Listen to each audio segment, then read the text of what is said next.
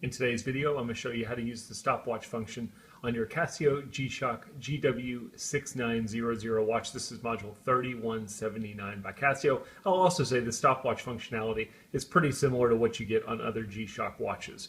So the first thing we need to do is we need to get to our stopwatch. We're going to do that by pressing the mode button a few times. First time takes us to world time mode. Second time takes us to our alarm mode. The third time will take us to STW, which is our stopwatch mode. Your stopwatch has a maximum range of 23 hours, 59 minutes, and 59.99 seconds. So if we start it, it will run that long. After that duration of time, it will basically reset to 0, which is what we're seeing here. It's really very simple on this watch. You have a start and stop button, you have a split and a reset button here. Just for basic stopwatch functionality, you've got your start, you've got your stop, and then while it's stopped, if you press the reset button, it will reset it back to all zeros. While the stopwatch is running, if you wanted to do a split time, instead of stopping, you would press the split button, top right button, and there's your split.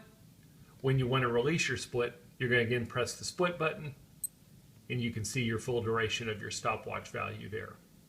Again, once it's stopped, a stopped stopwatch will always result in you pressing the split reset button to clear it.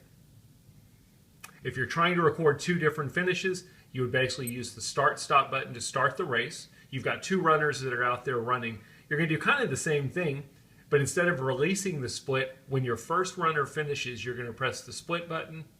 So there's my first runner's speed. My second runner is continuing to run, right? Once he's done with the race, I'm going to press the stop button. Now it's still showing my first runner's run. That's my first runner. If I press the split button, that's the time of my second runner. And then I can press the split button one more time and that will clear everything back to 0. Pretty simple stuff. Again, this is basic functionality that Casio delivers. It works the same way on other Casio watches. I should mention that just like other Casio watches, if I want to leave the stopwatch running in the background, I can. I can press the mode button, go to any other mode, and you'll see that the stopwatch is running in the background. The one thing to notice is look at this top subdial. It's just my regular seconds versus my stopwatch. When I'm in the stopwatch mode, it's going faster. But it doesn't do that unless you're in the stopwatch mode.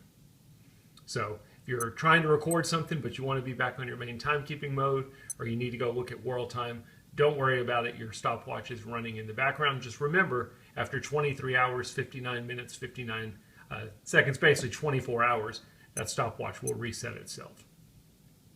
Again, I'm going to stop it. I'm going to reset it. I like leaving mine set to 0 when I get out of the mode.